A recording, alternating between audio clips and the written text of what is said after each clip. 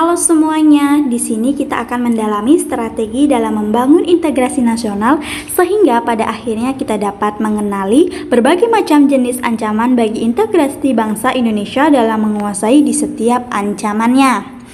Pertama, menelaah ancaman terhadap integrasi nasional. Perlu kita ketahui bahwa posisi silang negara Indonesia tidak hanya meliputi aspek kewilayahan saja, melainkan meliputi pula aspek-aspek kehidupan sosial antara lain sebagai berikut. Pertama, penduduk Indonesia berada di antara daerah penduduk padat di belahan utara dan daerah penduduk jarang di belahan selatan. Kedua, ideologi Indonesia terletak antara komunisme dan liberalisme. Ketiga, demokrasi Pancasila berada di antara demokrasi rakyat di utara atau Asia daratan bagian utara dan demokrasi liberal di selatan. Keempat, ekonomi Indonesia berada di antara sistem ekonomi sosial di utara dan sistem ekonomi kapitalis di selatan. Kelima, masyarakat Indonesia berada di antara masyarakat sosialis di utara dan masyarakat individualis di selatan. Keenam, kebudayaan Indonesia berada di antara kebudayaan timur di utara dan kebudayaan barat di selatan. Ketujuh, sistem pertahanan dan keamanan Indonesia berada di antara sistem pertahanan kontinental di utara dan sistem pertahanan maritim di barat, selatan, dan timur.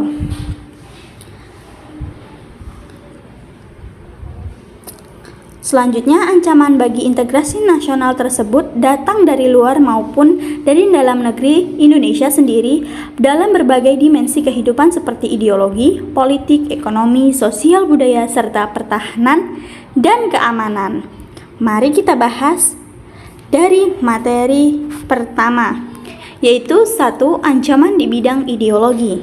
Ancaman adalah upaya yang dilakukan oleh luar maupun dalam negeri yang dianggap membahayakan keselamatan dan kedaulatan sebuah negara. Sedangkan pengertian ideologi merujuk pada sebuah gagasan atau ide, sehingga dapat disimpulkan bahwa ancaman di bidang ideologi adalah suatu upaya di luar maupun dalam negeri yang mengganggu ketahanan nasional sebuah negara dalam tatanan pemikiran. Baik, untuk selanjutnya kita akan membahas contoh ancaman di bidang ideologi. Pertama, agresi dari wilayah lain.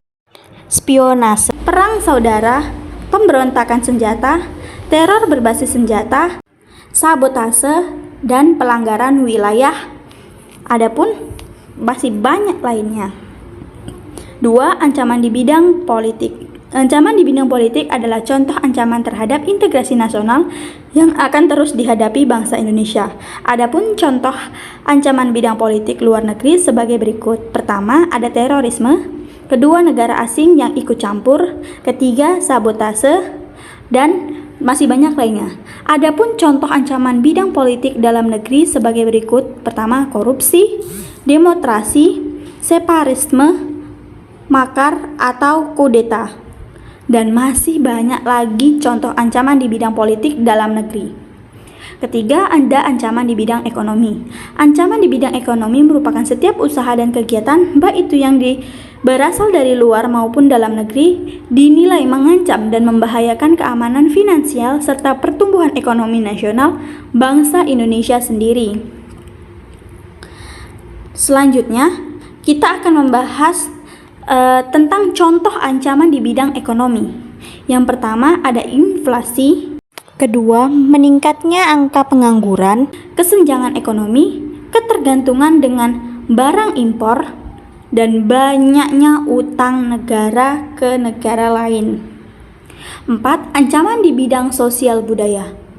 Ancaman sosial budaya adalah ancaman yang mengarah pada kegiatan sosial budaya, misalnya masyarakat lebih menyukai budaya Korea, Jepang, Amerika dibanding dengan budaya sendiri. Contoh ancaman di bidang sosial budaya yaitu kemiskinan, kebodohan, keterbelakangan, dan hedonisme. Dan masih banyak lagi contohnya. 5. Ada ancaman di bidang pertahanan dan keamanan. Pertahanan dan keamanan merupakan suatu ancaman yang berasal dari dalam maupun luar negeri yang mengganggu kehidupan suatu negara karena telah menimbulkan rasa tidak aman bagi warga negara. Selanjutnya, strategi mengatasi berbagai ancaman terhadap Ipolexos Budhatkam dalam membangun integrasi nasional. Apa aja sih strategi dari Ipolexos Budhatkam? Yang pertama, strategi mengatasi ancaman di bidang ideologi dan politik. Di bidang ideologi, yakni pertama, menanamkan nilai-nilai Pancasila dalam kehidupan sehari-hari. Kedua, menjadikan Pancasila sebagai nilai-nilai yang hidup dalam masyarakat. Yang ketiga, menjadikan Pancasila sebagai dasar dan pedoman dalam menyelenggarakan negara serta dalam kehidupan bangsa dan bernegara. Strategi dalam bidang politik, yakni pendekatan ke dalam. Membangun sistem politik dalam negeri yang sehat dan dinamis dalam kerangka demokrasi yang menghargai kemajemukan bangsa Indonesia. Pendekatan keluar, menyusun strategi dan upaya diplomatik melalui peningkatan peran instrumen politik luar negeri serta membangun kerjasama dan saling percaya dengan negara-negara lainnya. Selanjutnya, strategi mengatasi ancaman di bidang ekonomi. Pertama, menciptakan lapangan kerja baru. Kedua, melakukan pembangunan infrastruktur. Ketiga, membuat kebijakan mengatasi inflasi. Keempat, mengoptimalkan bahan baku. Kelima, mengurangi utang di luar negeri. Yang ketiga, ada strategi mengatasi ancaman di bidang sosial budaya. Pertama, penguasaan iptek. Kedua, penguasaan wawasan Nusantara. Ketiga, meningkatkan rasa cinta tanah air. Keempat, membangun jiwa persaudaraan. Kelima, menyaring budaya yang masuk supaya kita tidak terpengaruh budaya lain. Keempat, ada strategi mengatasi ancaman di bidang pertahanan dan keamanan. Pertama, meningkatkan kekuatan militer. Kedua, melatih tentara nasional dan kepolisian. Ketiga, menjalin kerjasama dengan negara lain. Keempat, meningkatkan sikap nasionalisme. Kelima, peranan wawasan kebangsaan.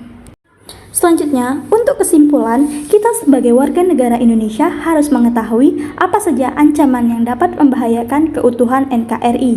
Menjaga keutuhan Negara Kesatuan Republik Indonesia adalah tanggung jawab seluruh warga negara Indonesia.